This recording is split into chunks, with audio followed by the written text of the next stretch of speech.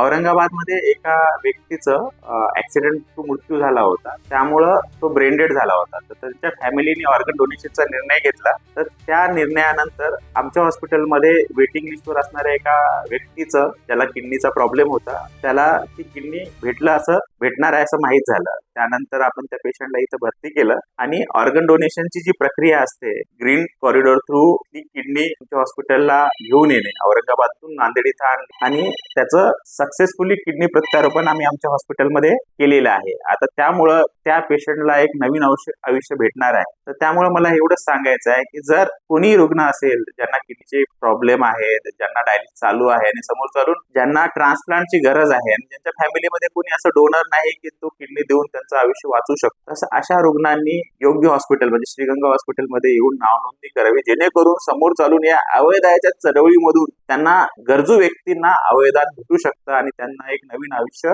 लाभू शकतं. तर बेसिकली एक ग्रीन कॉरिडॉरमुळे जो रुटीन 5-5.5 तास लागते, ग्रीन कॉरिडॉरमुळे तो कालावधी 3.5 तासाचा झाला. यापूर्वी आमच्या इथे 40 किडनी प्रत्यारोपण झालेले आहेत. त्याच्यातले मॅक्झिमम किडनी प्रत्यारोपण जो 38 किडनी प्रत्यारोपण हे फॅमिलीच्या जवळच्या नातेवाईकांनी आपल्या रुग्णांना किडनी देऊन केल्यामुळे ट्रान्सप्लांट झालेले आहेत आणि 2 किडनी प्रत्यारोपण हे एका मृत व्यक्तीने अवयदान केल्यामुळं रुग्णांना ती किडनी भेटलेली आहे. तर अवयदान ही आज काळाची गरज आहे, जेणेकरून एखाद्या गरजू व्यक्तीला एक योग्य आपला अवयव मिळू शकतो आणि त्यांना नवीन आयुष्य मिळू शकतो.